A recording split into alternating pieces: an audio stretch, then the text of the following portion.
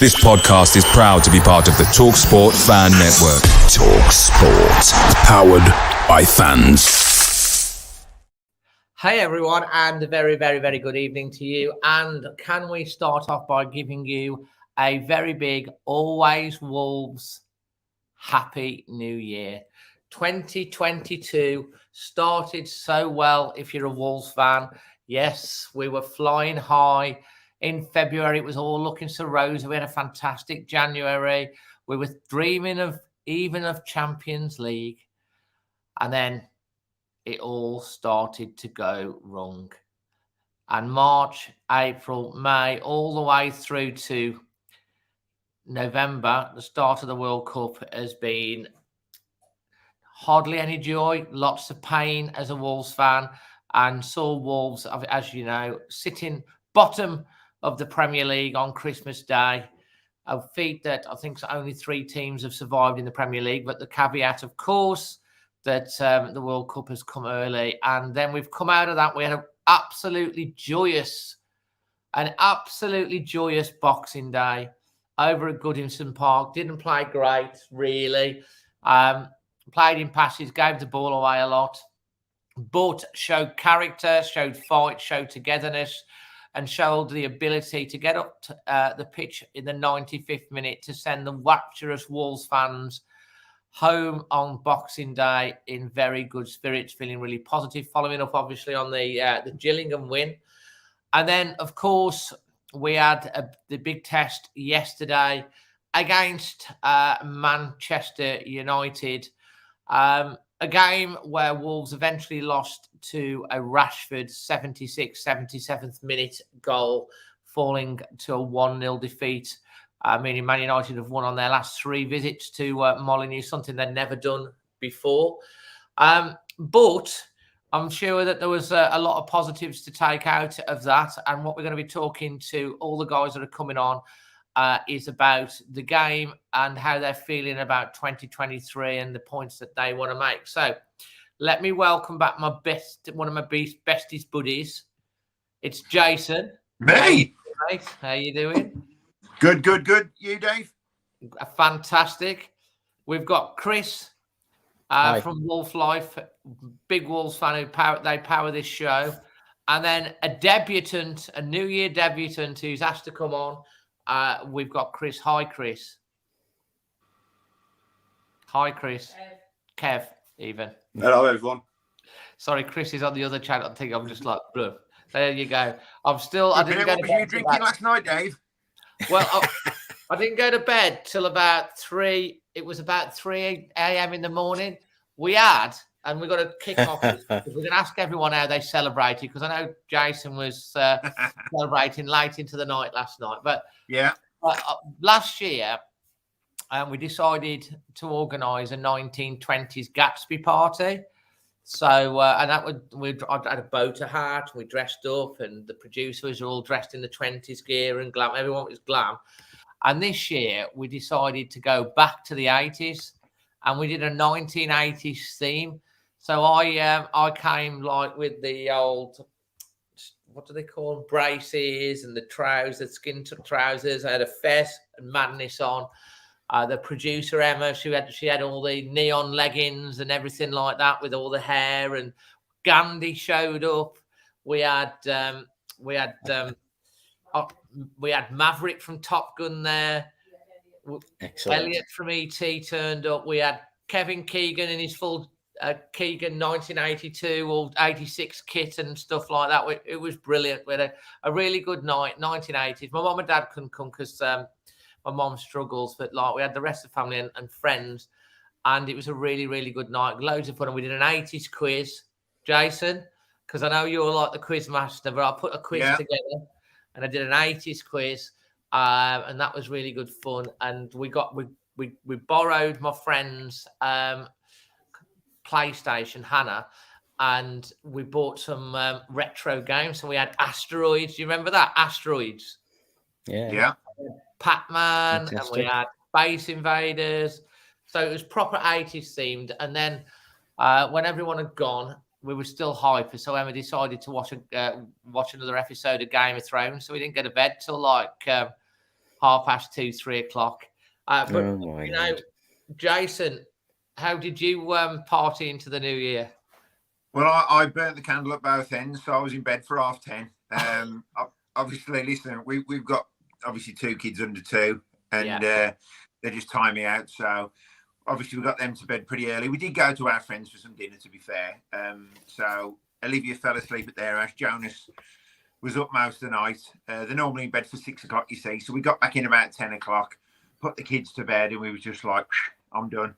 So that was it. Welcome to a load of Happy New Year messages.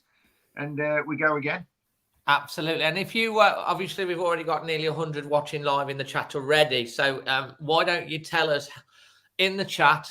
I'll put some of the best ones on there. How you saw in the new year. Did you do anything different? Where were you? That type of thing. Chris, welcome back. Thank you again for Wolf Life for supporting the channel and stuff like that. Just how did you see the new year, mate? Well, we had a girlfriend had a house party, so they her friends take it in turns. Yeah. So that we had about 15 people, 15, 16 people, plus a few kids, so maybe around about 20 altogether at Gainer's house. And it was a late one. I think people were leaving around about 2, but we were still up at 3 a.m., which when you get to my age, it's not funny the next day. Mate, I'll tell you what, back in the day, and Jason probably and Kev will probably agree with this, I could go out when I was like probably it was in the 80s, early 90s, and I used to go out on a Thursday night, get in about 3:00.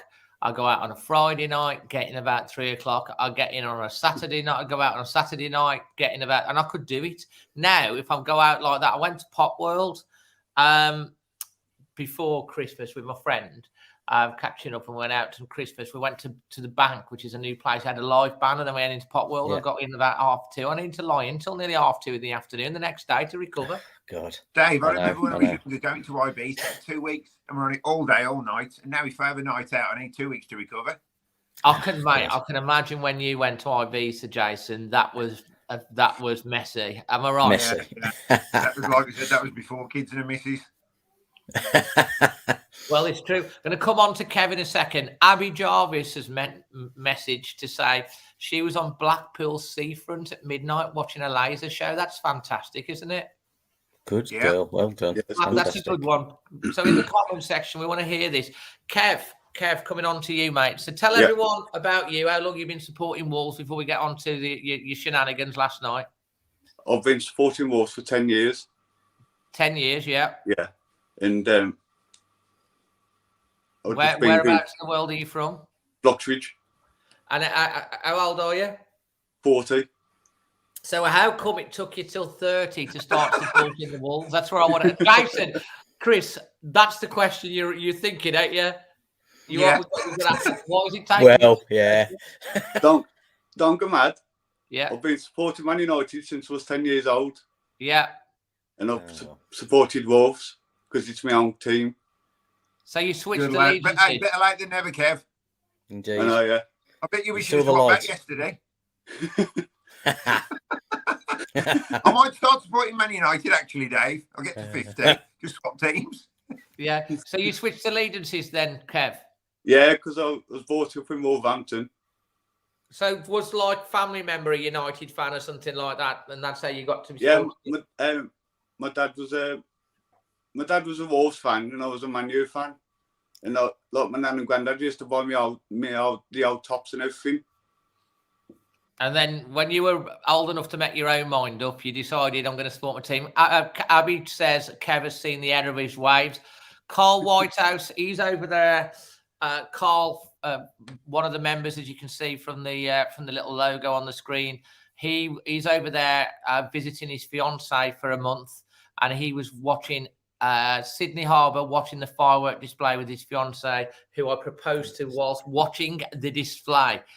The big question is, did she say yes? And are you moving to be together in Australia, or is she coming to live with you in England? We want to know. SN said, I watched Nottingham Forest match today. I'm afraid they played better than we did. Okay, well, did they win or lose? They drawed 1-1. True. So Everton got a draw and Forest got a draw. Okay.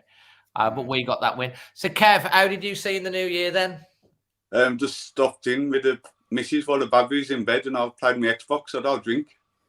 Well, I tend to be on the old tea. I will say, Mrs. Wanderers, Emma, got me this lovely mug.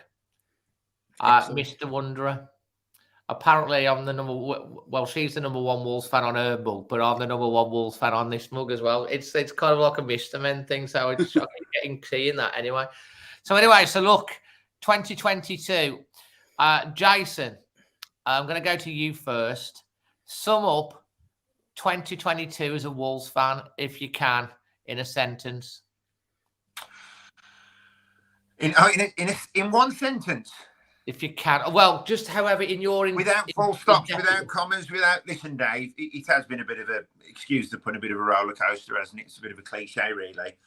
But at the start of the season, I think we did go into it with a bit of optimism. I think after following on the last 3 years, where we got into Europe, we got to an FA Cup semi-final. We did think there was going to be that constant progression, and it does seem like we have gone backwards a little bit, which is quite upsetting, really, when you think where we could have been if we'd have kept on that trajectory.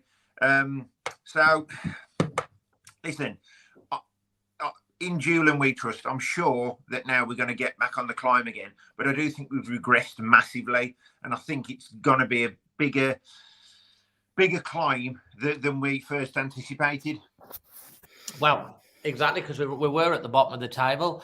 And I'm going to come on to 2023 and the reasons behind that. Chris, sum up 2022 as a Wolves fan from your perspective. Well, the roller coaster word, I mean, that says it all. I think I think we've got the right manager now. I think we had a big downward trajectory, didn't we? From sort of, was it March onwards? We were down and down and down, but I do think we're going to be heading up again now. Jason's right. It's going to be more difficult because you've got teams like Newcastle who've got a lot of money now, as more competition. Villa who've got spending the money, sadly, and I think we are going to be on the way up though. I think we'll be aiming for mid-table, and I think we'll get there. Absolutely, and that's great, Kev. And your thoughts on 2022 as a Wolves fan? Obviously, your 10th year as a Wolves fan, so interesting to see that. I think we're going to be up before the season ends. When we start spending money on new players and because we've got the new manager. Since Bruno Lage has left, we've been playing well. So you're a bit more positive for 2023. I mean, how are you feeling about looking into? I mean, you've seen Julian Lopetegui. That we've had. Is he the new manager? He's one of the coaches. Bruno Lopetegui, Julian Lage. Yeah.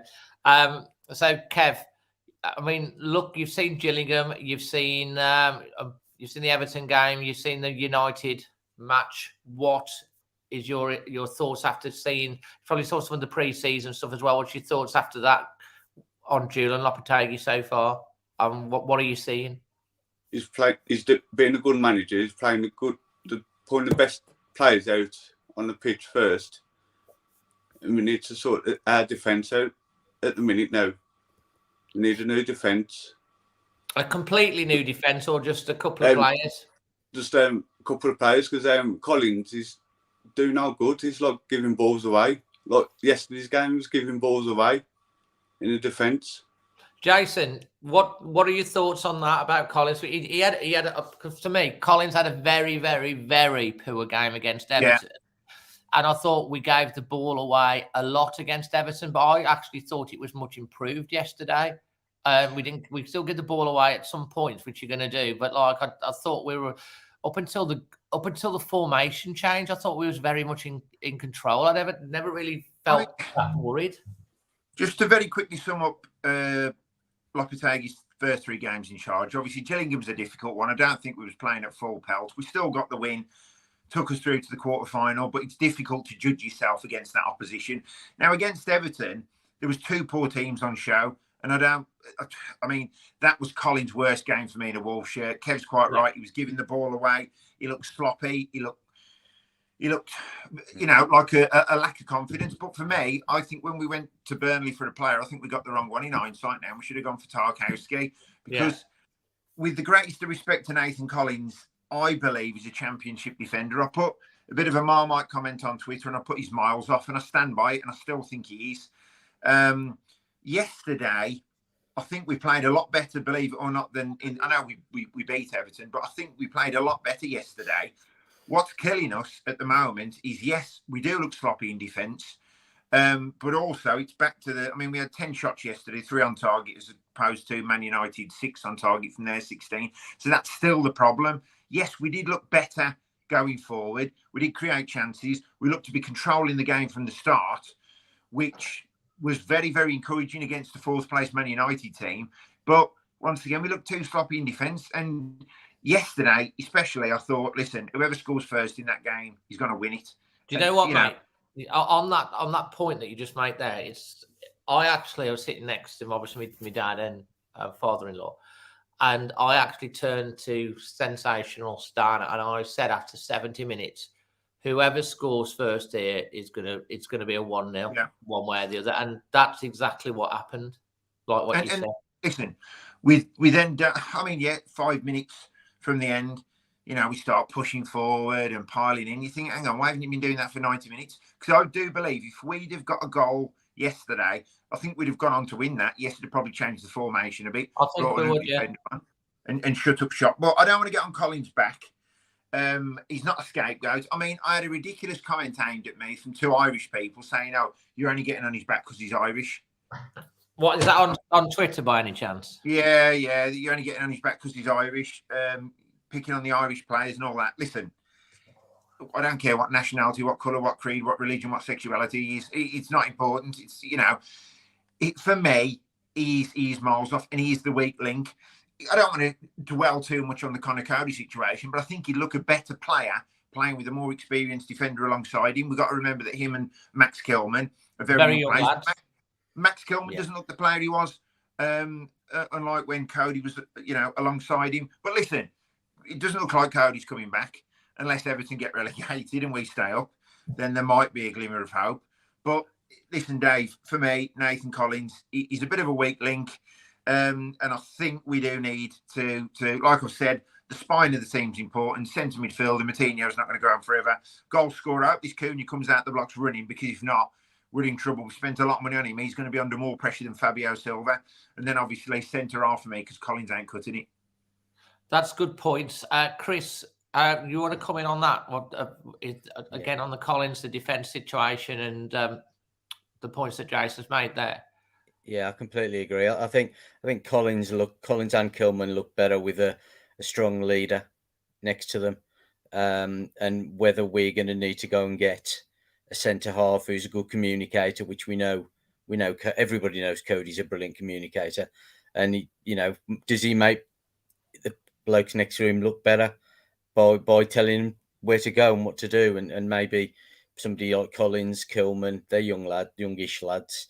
They do need a bit of direction. Everybody does. The centre halves, you can be 30, 31, 32 and still be a top class centre half. It's not like the centre midfield where you have to be young because you have to run so much. You need experience there, don't you? And I do think we lack. The other thing you have to take into account with the centre. Collins. I think Collins personally, Jason, I think he's a very, very good centre half. I think he's very talented. I think he's a ball playing centre half. I think he's got all the attributes to be a real top centre half. Yeah. But and I think Kilman's the same. But with centre halves generally, they don't tend to really start to hit their peak until they get to about 26 to 28. But Dave, I had this argument with someone on Twitter yesterday. Give him time; he's young. We're bottom of the league. I agree. I'm not having a go at you, Dave. I'm just saying, I'm sure he's going to be great in 2 or 3 years' time. Brilliant. But he's come from a relegated side, Burnley. Put that to one side. We're now in a relegation battle ourselves. I just think that we do, I'll agree with Chris. We do need someone with experience. We haven't got time to wait. We haven't got time to bed plays in. We haven't got time to gel. We just haven't. And while we're in this position, we need wins. And the only way we're going to win games is by scoring goals and defending better. We're not defending greatly, and we're certainly not scoring any goals. Kev, come in on that. It's like when Totti Gomez come on yesterday as well, the game changed because he was getting stuck in more than Collins yesterday. When he come on, Totti come on, he was getting more stuck in, and Collins just standing there doing nothing. Yeah, you see my thoughts on that. I thought the formation change, it did work for us at Everton, but I thought it didn't yesterday. I thought when we went to a back five, the goal came just after we changed to a back five. For about 5 or 10 minutes, we just didn't feel comfortable. And Totti Gomez, I don't think it made us more secure. I thought it made us weaker at the back yesterday, because obviously they got the goal just after. The goal was literally from Rashford, created that goal with a 1-2 and just drove into the box. And we had three. I think, was it Johnny who gave the ball away, or Saar that threw it out for a throw-in just before we, again, us giving the ball back to him. Yeah, and then they got... I was just going to say, without getting on Johnny's back, oh my God. Mate, you need to get... I mean, we're not wanting to get on Johnny back. He's been a great servant, but I said it myself yesterday. Well, mate, if he was an horse, Dave, you'd shoot him. Yeah, if he was an horse, you'd shoot him, wouldn't you? I mean, look, to me, he looks like he's gone. He looks like he's done. And we can't carry players. We just can't carry these players in our team. We can't look at, developing younger players without experience. We can't look at playing players who don't want to be there. Honestly, for me, I said Collins is miles off. Flipping Johnny's done. And he looks it, the way he saunters around the pitch. Like I said, whether it's confidence, whether, he's getting on as well. He ain't like he used to be ages ago when he first joined the club. He used to score and be on the ball all the time and pass all the time. Absolutely. It might be a confidence thing, but for me, it's, I don't know, he just doesn't look like he wants to be there. Yeah, he hasn't played he hasn't played for a while. He looks off the pace. He hasn't looked the same player. A bit like Raul hasn't looked the same player for since both of them have had their injuries. And for me, we've got. I mean, I'm looking at, obviously we're anticipating players coming in. We've already had Kuna come in, and we're going to talk about Kuna and Villa in a bit, because he is now obviously an option from today. He's a full Wolves player and can train with the team rather than train on his own. But for me, I agree, we need to bring in an experienced defender to help the young lads, take the pressure off, whether that's playing in a back two or a back three, or just, taking one out the firing line or what.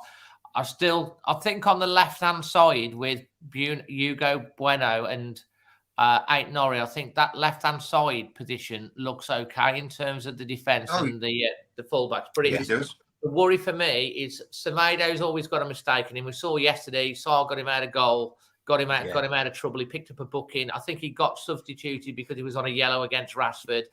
And then the only other option we've got is Johnny Otto, who's not at the pace, and that's a very big weak link. And for me, we've got to bring in a right-sided fullback, like a Wan-Bissaka type of person who played for United yesterday, who we've been linked with, and he's played the last two games. I mean, what are your thoughts on that? I mean, do you think that is a real priority position?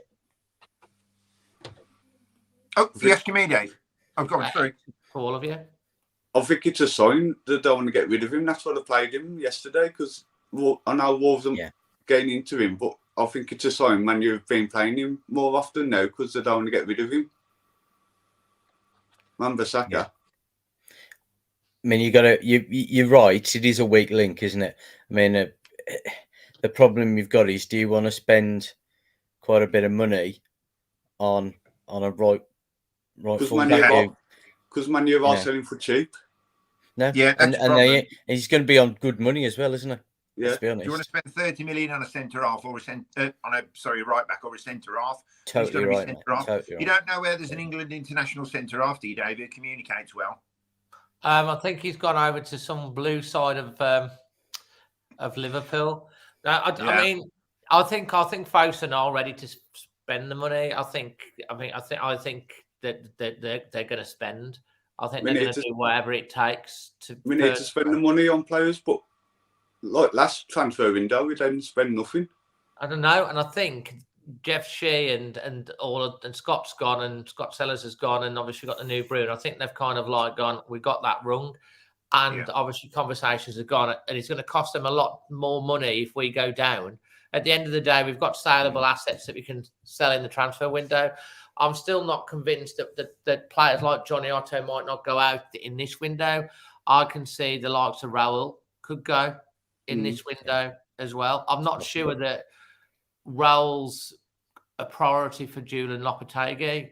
I think another striker, definitely. Kuna, he comes in from Atletico. He's been a bit of a journeyman. He's only 23 as a Brazilian.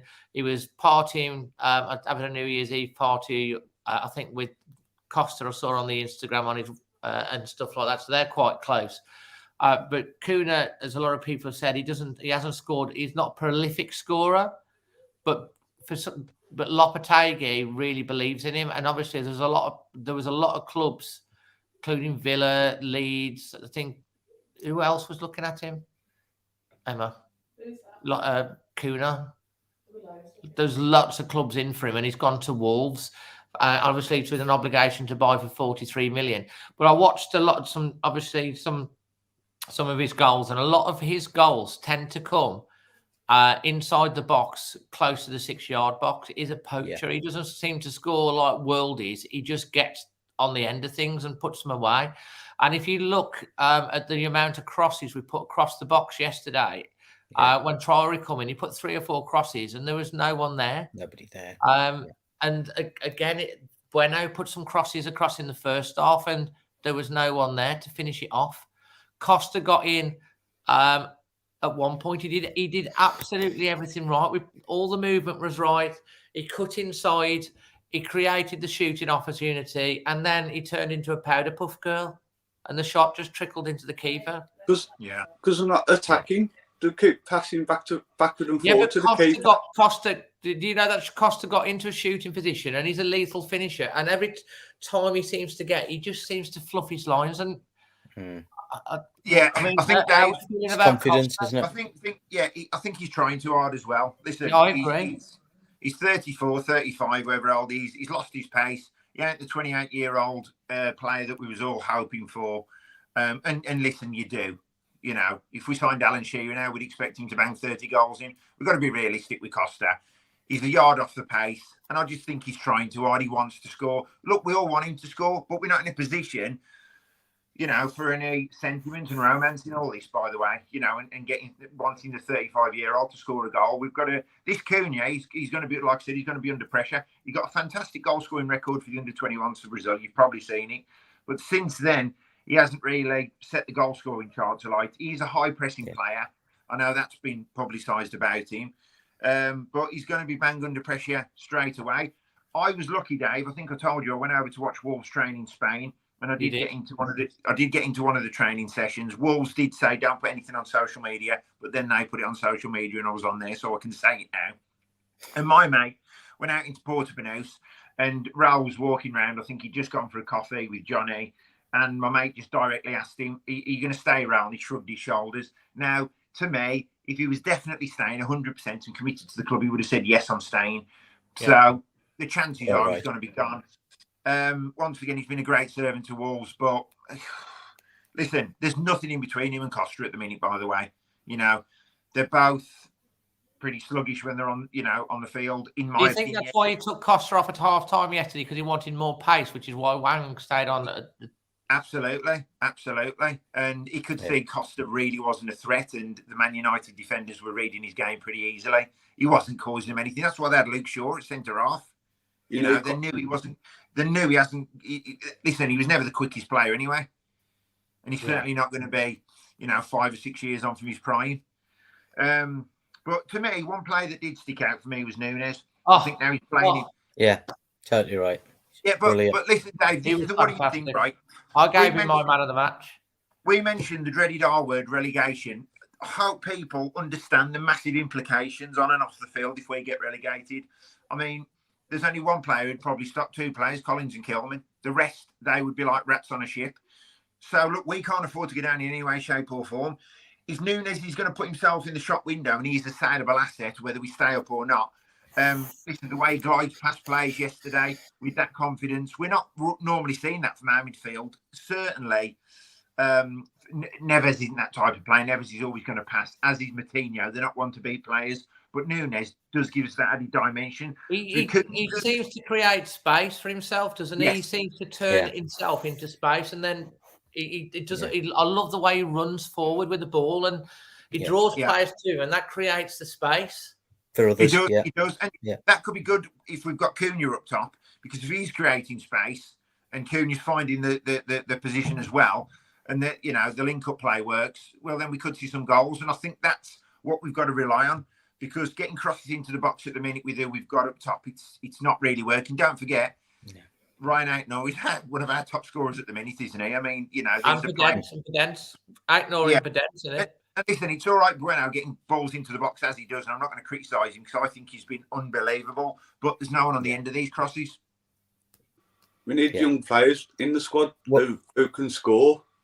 Hopefully, Cunha's going to come in and get on the end of things, isn't he? That's what we want. Somebody in the comments said we need a poacher, and if he can be that poacher, that's. We want him to come in and score about 10 goals. We need him to get on the end of things, not be the end of things. Well, no, I mean, because as I say, regardless of what happens, we've got to spend 43 million on him, and that's whether we're in the Championship or not. And you're right. If Wolves do go down, it's not just about it's the infrastructure, it's other people. They'll have to cut their cloth down. In other departments, we ain't going to be having Ask Wolves videos, Dave. We ain't going to have all these sales in the club shop. We ain't going to be building any new stands, and we're certainly not going to be buying any new players. And well, exactly, and but I think, like you say, one of the attributes that Cunha brings, Matheus Cunha, is he is someone that presses, and Lopetegui's wanting that type of player, someone that when they go, the whole team goes, and he can play that way. And the one thing that I've been really positive about with Matheus Cunha is, seeing how he is when he's come to Wolves. He seems really positive. He seems really up for it. The game against Everton, he didn't go to that game, but he was watching it. He put on his Instagram a picture of the Wolves and the TV that he was watching it, and great start. Can't wait to get on the pitch. I know that he's been training on his own at Wolves. I also know that the day that he signed, it was Wolves players sort of Christmas do. They took their families over to I think it was a West Midlands Safari Park with all the kids and stuff like that. And his partner and his kid went. So he got to integrate and meet the players, the families of the players as well there. So he seems really, really, really positive. And the Atletico fans seem to like him as well, even though he wasn't prolific. But he never really was a main starter for them. I think one of the things we have got to be mindful of is the position that we're in, the sort of players and the type of players we can and want to attract.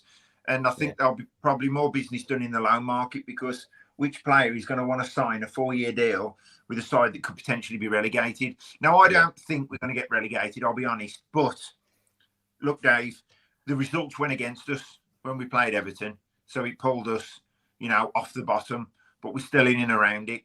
And if teams around us start getting points as well, and we're not getting points, that's when we're in trouble. That's when that's when the confidence completely goes. So, look, I don't want to be all doom and gloom. I don't want to be all doom and gloom, by the way, but we've got a good run coming in. We've got Villa away. I guess we've got the cup games. Then West Ham at home, City away, Liverpool at home. So there's going to be 4 tough games, but then we got Southampton away, Bournemouth at home, and Fulham away. So we got four difficult games. Then we got 3 games where we could pick up some points. So my thought process is, if we can pick up between 4 and 6 points in the first 4 games, well, then that could give us half a chance for the 3 games after going into them with confidence. But listen, there's no easy games in the Premier League, is there? Well, no, and the games coming thick and fast. We're going to talk about those games coming up in a minute, but let's go to Chris first. Chris, I want your man of the match, your performance rating, and your highlight of the day for yesterday. So man of the match, I'm going to say Sarr, because he kept us in it.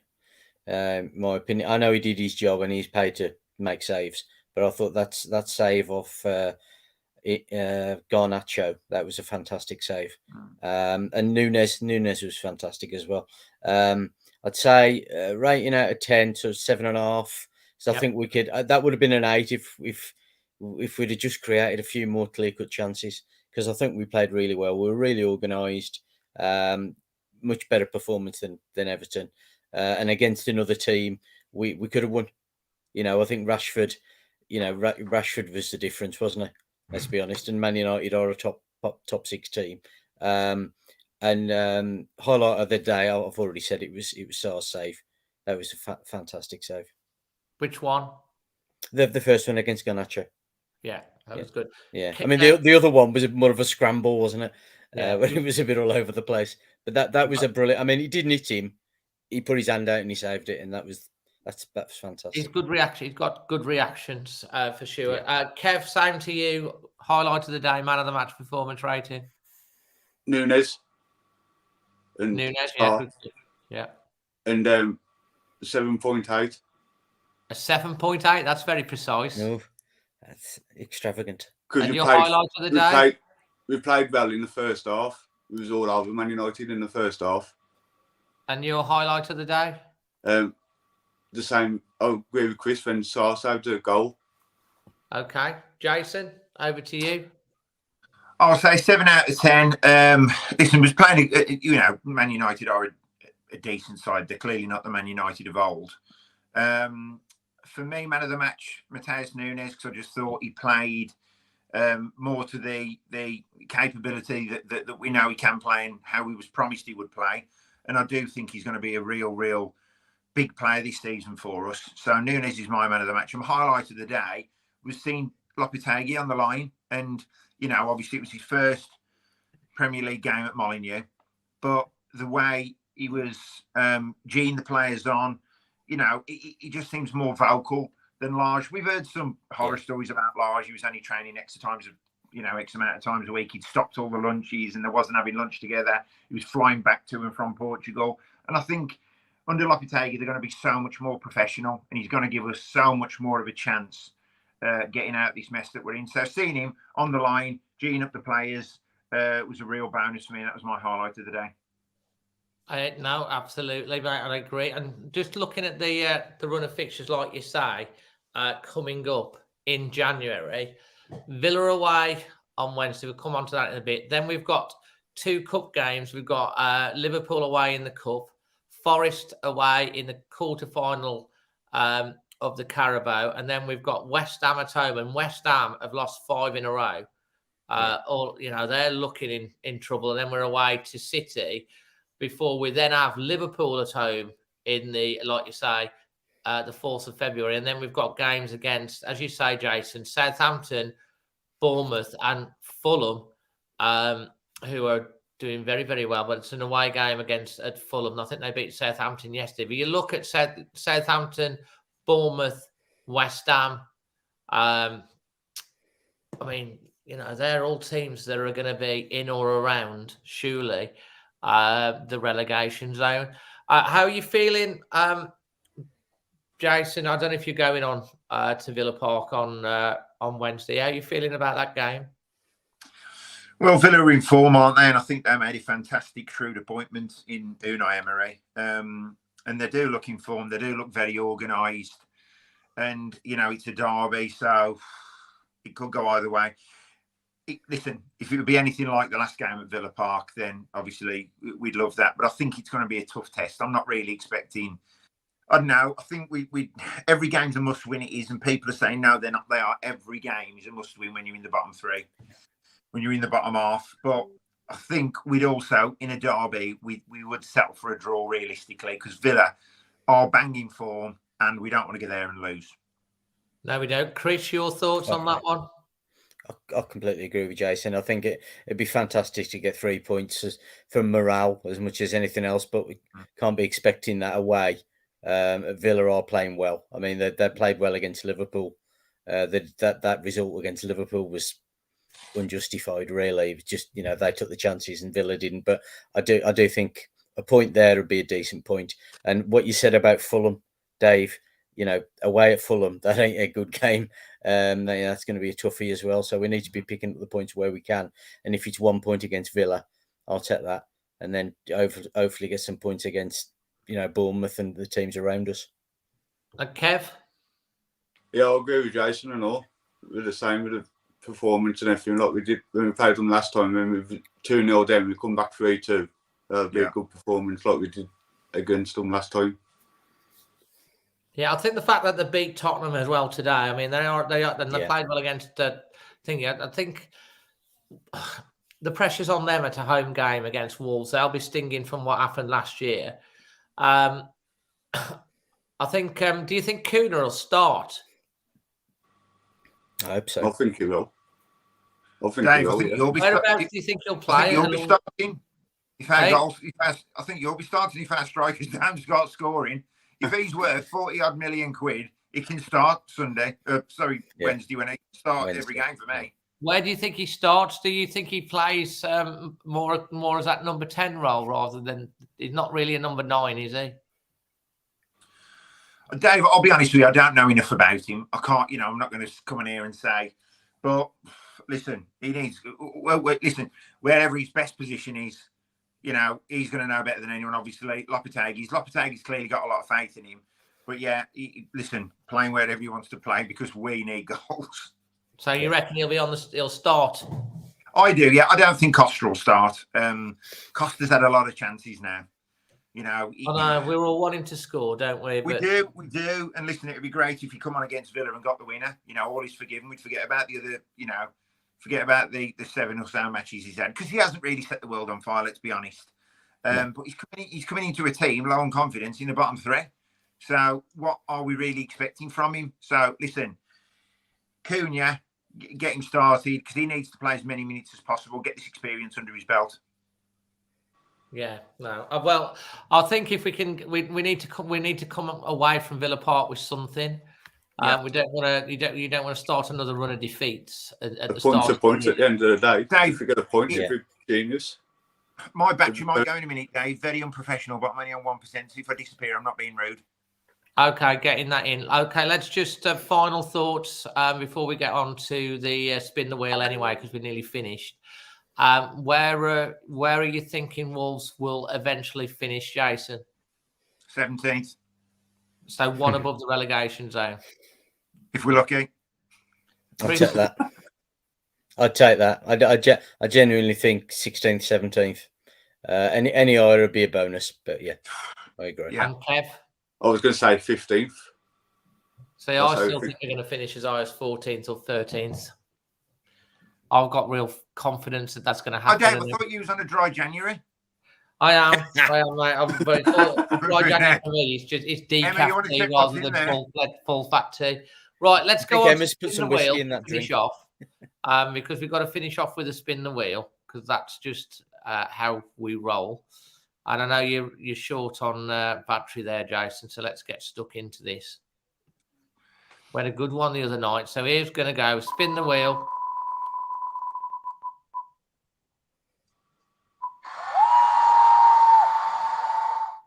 Right. What is the worst and best song ever? We're going to go with Kev. Worst and best song ever? Yeah. What, the Wolves? The best and worst song. It could be a Wolves chant if you want, but it's just general. The best song is, oh God, Jimenez song. Yeah. Si Senor. And oh God, John Martino song and all. Yeah. And the worst song. Oh, go on, he's going for the worst song now. Oh, go on, worst song. Go on. And worst song is I don't know. Oh, just carry on with Jason. I don't know worst song. I know worst songs at the Wolves ground. It's for me it's Wolves songs or any song. Well, the worst song for me is "The Lord's My Shepherd" because it's the stripy song down the road. Yeah. So that's the worst one for me. And the best one is "The Liquidators" because that's our song and not theirs. Yeah. Love it. Chris? Well, I was going to say Stevie Bull's song because I just used to love singing that to the Albion fans, and anything the Albion sings crap. Let's be honest, isn't it? So I'll agree with that as well, Chris. Absolutely. No, absolutely. Dave, what's your best and worst song then? Because you're a bit of a music fan, aren't you? I do like my music fan. I do like a bit of madness. I do. I'd love Wolves to come out with a madness song. That'd be cool. For a Wolves chant. That would Well, be. If you go over tonight, you're going to be singing "My Girl's Mad at Me." Well, do you know what? It's funny enough because the producer's favourite madness song is actually "My Girl's Mad at Me." It's Living With You, Dave. That's what it is. Now, I would love them to come out with a chant, which would be to Night Boat in Cairo. Just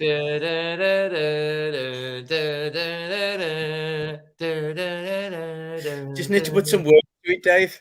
Yeah, you know, we're going down the window. Well, I'd have to think of some work for that. Jason, there's your own work, Dave. Jason, for when we do the next in-person podcast, which I need to talk need to talk to you about actually, because we need to do it in the next probably after the run of fixtures that we've got, possibly a Monday night. And obviously, we need to talk about your project that we're looking at doing on the channel as well. But I think we need to think of some a new chant, maybe till Night About to Car, and we'll debut it. All right. On the next live pod. Thinking of some words. Yeah, Night About to Cairo. That would be amazing. Anyway, guys, listen. Thanks for joining us in the chat today. Nice and punchy because we did one the other day. Kev, thanks for your debut. Chris, do you want to just tell people a little bit about Wolf Life quickly? And the link is in the description below before we go, and then we just finish with Jason. Down there. We're a local company based in Bilston. We can help all of you out with any financial needs. It would be life insurance or mortgages or even pensions or any protection that you might want. And even if any guys have got businesses, their own businesses, we can help them with their insurance as well. So we're here for you. It'll be almost certainly be me that gets in touch with you. So just leave us your details. Phone number in particular is what we need, and we can have a chat about what you like. It's in the link below. So they're a local Bilston company. They've been established a very, very, very long time, and they can help either individually or if you own a business or anything like that with your insurance, or you do all sorts of other financial services as well, don't you? We do. And you can do everything. be in the links in the description below. And Chris is the chap that you'll talk to. Jason, and listen, mate. I just want to say. Thanks for coming on tonight, giving up your time again. I appreciate it, mate. And I'm looking forward to supporting you with your charity events this year as well. Thank you for asking me, Dave. Much appreciated. I love coming on. I love, working with the other guys. Kev made some brilliant points tonight on his debut. So well done, Kev. Chris is as good as ever. So, it was great working with some people who know the stuff. Cheers, Jess. So there you have it, guys. It's the 1st of January. It's a new year. It's a new dawn. It's a new day, and we're feeling positive. And Wolves we all believe that Wolves are going to get it done, and the future 2023 is going to be better. But it's all about staying in the Premier League this year. All about staying up, maybe getting to a cup final. Who knows? With the League Cup, it's a big opportunity. And then if we can get to the summer. And then we can have a really strong end to 2023, and we won't be having to have these podcasts this time next year worrying about relegation. Let's hope we're going to stay up, but keep the faith. Right. Remember, it's always darkest before the dawn. There is a new dawn with Lopetegui, and out of darkness is come as light is the motto, and there will be hopefully a lot more light and joy this year. So from all of us here, everyone in the chat, to you and your families wherever you are in the world, here's to a happy, prosperous and joyful 2023. Wolves staying in the Premier League and getting to a Wembley Cup final. Let's do it. Always Wolves, guys. Always Wolves. Always Wolves. Take care.